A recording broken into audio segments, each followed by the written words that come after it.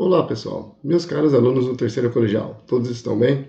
Vamos dar continuidade ao nosso conteúdo, tratando da parte da evolução, hoje falando dos fatores evolutivos.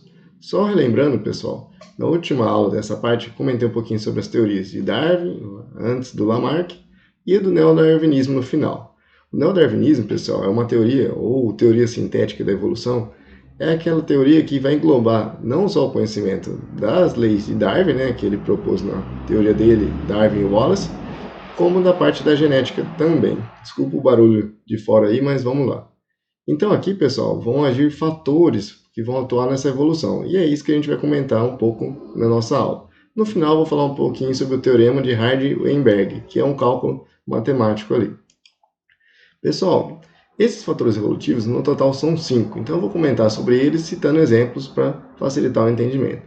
O primeiro deles, pessoal, são as mutações. O que são as mutações? Nada mais é que as variações que acontecem dentro dos genes, né? Dentro lá da parte do DNA. Essas mutações são a fonte primária da variabilidade. A gente vai comentar um pouquinho sobre isso, da variabilidade genética, tá? Elas ocorrem ao acaso, tá, gente? Já são aleatórias, tá? Não tem nada que vai definir quando vai ter ou não uma mutação, elas simplesmente acontecem e podem ser mantidas ou não. Essa mutação ser mantida, a gente diz que seria uma seleção positiva, tá, gente? Então, vamos supor que um animal desenvolveu uma característica dele correr mais rápido por essa mutação. Então, isso é algo vantajoso, né? Então, seria mantido. Se não for vantajoso, vamos supor que a mutação deixou ele mais lento. Então, a gente diz que é uma seleção negativa. Então, essa acaba sendo descartada, né, por aquela população, acaba não favorecendo ele e, consequentemente, isso é eliminado. Vamos falar um pouquinho dessa parte da mutação com esse exemplo conhecido, pessoal, dessa borboleta vice-rei e a borboleta monarca. O que acontece? A borboleta aqui da nossa direita, pessoal, a borboleta monarca, ela é não palatável. O que seria isso? Ela não tem um gosto bom. Os predadores, né, os animais que se alimentam dela, não sabem que ela tem um gosto ruim, tá? Diferente dessa borboleta vice-rei, que ela é palatável, ela tem um gosto bom. Então os predadores atacavam ela. Percebe-se, pessoal, que elas são bem parecidas, né? A gente consegue ver poucas diferenças aqui nas asas, né? Porque hoje em dia ela está nessa coloração, muito próximo da monarca. Mas há muitas e muitas gerações atrás, ela não tinha essa aparência. Então, aconteceu em algum determinado momento mutação nos seus genes, né? E essa mutação favoreceu ela ficar mais parecida com a monarca. Então era uma seleção positiva, né? Era vantagem para ela. E ela foi sofrendo essas mutações, essas variações, né? E foi vantagem para ela. E hoje ela está muito próximo da borboleta monarca. Então o predador vai olhar ela, ele não vai conseguir identificar se ela é uma monarca ou se ela é essa vice-rei. Então ele deixa de se alimentar dela, tá, gente? Então essa característica de imitar, né, assim, levar uma aparência igual de outro indivíduo é chamada mimetismo, tá, gente? Então vai imitar outras espécies. E aconteceu isso por mutação. Ao acaso, teve essa variação nos genes que foi deixando ela mais parecida ali com a borboleta monarca, tá? Seguindo, pessoal, segundo, né, a chamada permutação, ou recombinação gênica, ou crossing over do inglês. Isso daí, pessoal, a gente viu lá no conteúdo de genética, tá? Então, nada mais é que a troca dos fragmentos entre as cromátides homólogas durante a meiose, durante o processo de produção do gameta, tanto masculino quanto feminino, tá?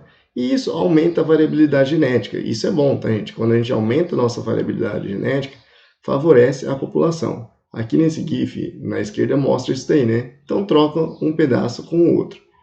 E qual que seria a vantagem disso daí? Você pode garantir uma maior sobrevivência no caso de doenças, no caso de problemas, intempéries. Ao mesmo tempo, pessoal, que isso aí pode favorecer também a resistência, né? No caso de pragas, isso também pode ser desfavorável. Aqui, pessoal, um cálculo, né? Mostrando como que é feito. Para saber a quantidade, né, de combinações possíveis. Então, o número de gametas é igual a 2 elevado a n. Esse n, pessoal, é a quantidade haploide, né, o lote haploide dos cromossomos. A gente pegar aqui um exemplo do nosso, né, do ser humano, nós temos 23 cromossomos, o lote haploide, tá, gente? Então, 2 elevado a 23 vai dar esse valor de 8.388.608 possibilidades.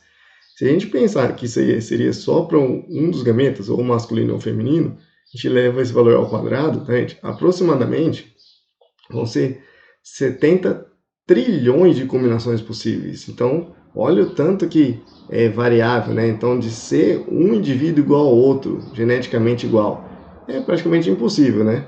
Então, essa permutação é um desses fatores evolutivos. A gente contribui ali para aumentar a variabilidade genética.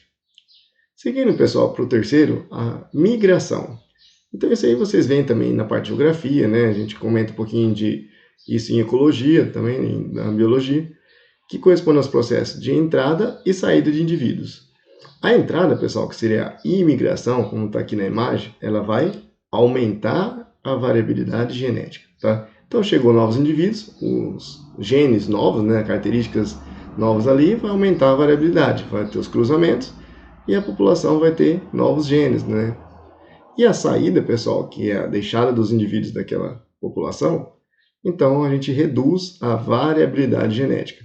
Então, aqui no exemplo, pessoal, desse quadrinho, tem os besouros chegando com maior quantidade do gene marrom, tá?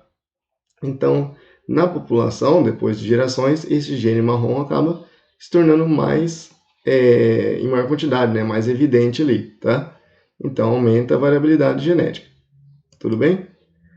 Seguindo, pessoal, para o quarto fator evolutivo, aqui no caso a seleção natural, importantíssimo também, pessoal. É aqui que era a chave, né, que o Darwin fez a sua teoria, né? Então a seleção natural vai atuar sobre os fenótipos, lembrando lá da genética, fenótipos é a característica que é expressa, né? Em relação aos alelos, né, aos genes, e o meio, então como está aqui, tá, gente? Então genótipos e o meio. Favorecendo os mais adaptados, aqueles mais adaptados vão sobreviver. Vamos pegar aqui o exemplo, pessoal, dessa imagem, né? Então, tá aqui uma águia, né? E diversos coelhos. O coelho branco, pessoal, ele acaba sendo mais visível. Existe a variação dentro da população, né? Então, tem coelhos mais escuros e coelhos mais claros, os branquinhos aqui. O branco, por ser mais visível, ele acaba sendo predado, tá, gente? No segundo quadro. E sobra mais os coelhos marrons. O que acontece? Os filhotes desses coelhos marrons, vão ser marrons também. Ele vai herdar isso daí da coloração vinda lá da genética deles, tá, gente? Então acaba tendo uma população mais marrom ali, mais amarronzada, nem sei se é correto dizer isso, e é passada adiante. Um exemplo conhecido aqui do Brasil mesmo, pessoal, é dessa jararaca ilhoa. Eu vou comentar um pouquinho sobre a história dela, pessoal. Então, no litoral de São Paulo existe a chamada Ilha das Cobras. Por que tem esse nome, pessoal? É uma das ilhas que tem a maior quantidade de cobras. Tem, em 1 metro quadrado, cerca de 5 cobras por metro quadrado. É muita coisa, gente. Então, ela nem é habitada, tá, gente?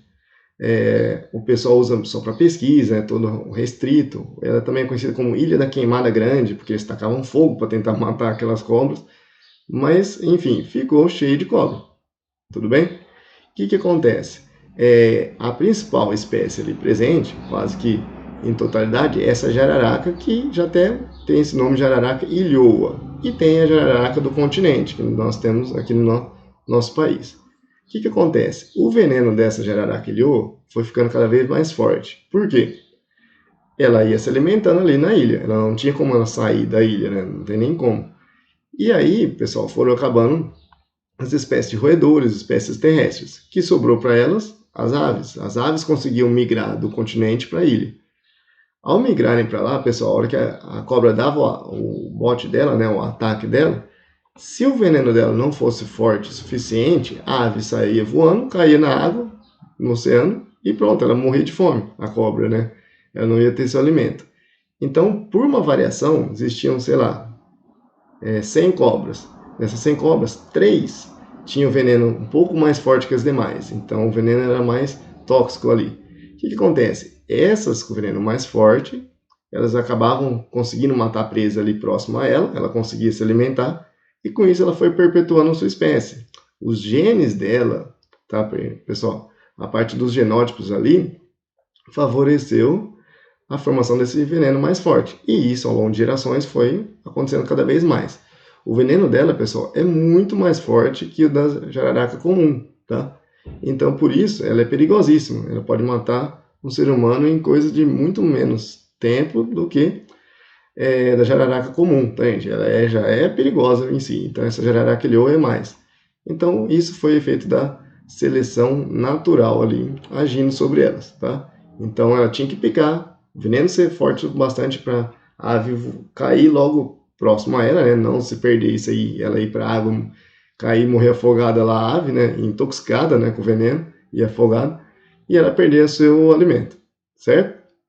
Por último, pessoal, a chamada deriva genética, que é um processo aleatório, ele acontece ao acaso, gente, que vai reduzir aqui a variabilidade genética, sem relação com maior ou menor adaptabilidade. Acontece ao acaso, tá, gente? Então, exemplo aqui é de um grupo de besouros. Então, tem besouros marrons e besouros verdes, né? E a pessoa pisou lá, ó que maldade isso aí. Pisou e sobrou só um besouro verde. O que acontece? Sobrou mais marrons. Então, ao longo de gerações, o gene do besouro marrom vai prevalecer, porque só tem um verdinho ali, tá? Vai demorar para voltar ter mais desses genes do besouro verde ali, às vezes, se chegar alguém, né? Então, existem dois casos, duas condições, né, que a gente fala dentro da deriva genética. Primeiro é esse daí, esse exemplo que eu citei, que é o chamado efeito gargalo, quando tem uma queda brusca da população, seja por um acidente, uma contaminação, uma queimada, por exemplo, numa área, né? A gente está vendo muito isso aí aqui nos nossos biomas, né? Então acontece esse efeito gargalo. Olha aqui no exemplo, pessoal. As cores estavam bastante misturadas, né? Então morreu muitos besouros. Os que sobreviveram, a maioria eram vermelhos, né? 4 vermelhos, 3 azuis e um só verde. O que acontece, pessoal? Esses genes dos besouros vermelhos e azuis estão em maior quantidade. Então, com a população crescendo novamente, eles vão prevalecer, né, sobre os besouros verdes aqui, ó. Continua um pouquinho, né, só 2. Enquanto que vermelho e azul foi em maior quantidade. Então, esse é o chamado efeito gargalo, que é um tipo de deriva genética. O outro, pessoal, é chamado efeito do fundador. O que seria isso? Então, uma nova população é formada a partir dos fundadores. Vamos supor que aqui tem uma população que está muito cheio o lugar. Então, eles vão migrar para uma nova área. Tá, gente? Chegou na nova área, aquela maioria dos genes, né, aquela característica que é expressa ali, o fenótipo, né, no caso aqui os besouros vermelhos, se ele tem maior quantidade, a nova população vai seguir esse padrão. Ele vai ter uma grande quantidade desse gene da coloração avermelhada. E é o que acontece aqui. A gente vê mais besouros vermelhos do que dos outros, tá? Então o verde tem pouco aqui, o azul também, tá, gente? O azul, professor, mas não está manifestado aqui, mas às vezes tem o gene já no besouro, e aí, um cruzamento, ele vai surgir depois nas gerações seguintes, certo? Esses são os fatores evolutivos, pessoal, então 5 fatores evolutivos. Para encerrar aqui nossa explicação, esse teorema de Hardy-Weinberg, pessoal, que vai envolver um pouquinho a parte matemática. Isso é utilizado em estudos para saber se a população está ou não evoluindo. Então, ele diz o seguinte, que as frequências alélicas, né, dos alelos, e genotípicas, né, do genótipo deles, vão permanecer constantes ao longo das gerações, em populações, seguindo 3 condições, tá, gente? Se elas forem infinitamente grandes, então seriam populações muito grandes, tá, gente? Não pode ser uma população pequena. Se os cruzamentos forem ao acaso, então, por exemplo, o ser humano ele faz cruzamento do gado ao seu favor, de ter um gado mais forte, que ganhe peso mais rápido, que dê mais leite, né? Então, ele não é um cruzamento ao acaso, o ser humano influencia. Então, na natureza acontece ao acaso. Isenta dos fatores evolutivos. Então, sem esses 5 fatores evolutivos que eu comentei, né? Mutações, recombinação gênica, migração, ali a parte da seleção natural e a deriva genética, tá? Se ela não está passando por esses 3 fatores, a gente diz que está em equilíbrio genético. Vamos entender isso aí, a parte matemática aqui. Pensa o seguinte, pessoal, lembra lá do azão, azinho, aquela parte da genética? Então, o alelo A, tá, gente? Azão ou azinho. O P vai ser a frequência do azão e o Q, de gametas portadores do alelo azinho. São 3 combinações possíveis, lembra? Azão, azão, azão, azinho e azinho, azinho. E aqui seria o seguinte, então a gente pegou o P, levou ao quadrado, 2PQ, tá, gente? Aqui, se a gente cruza Azão, Azinho vezes Azão, Azinho, vão dar duas dessa aqui, Azão, Azinho, tá, gente? E Azinho, Azinho vai ser o Q ao quadrado. Isso aqui, lembra da matemática lá, pessoal? Da equação do segundo grau? Então é a mesma condição, tá, gente? Então eles fazem um levantamento, pessoal, disso daí. Vamos utilizar um exemplo, que a frequência do P é 0,9 e a frequência de Q é 0,1. Isso já vai ser levantado com base no estudo feito da população. Então a gente só substitui, né, na fórmula aqui, tá?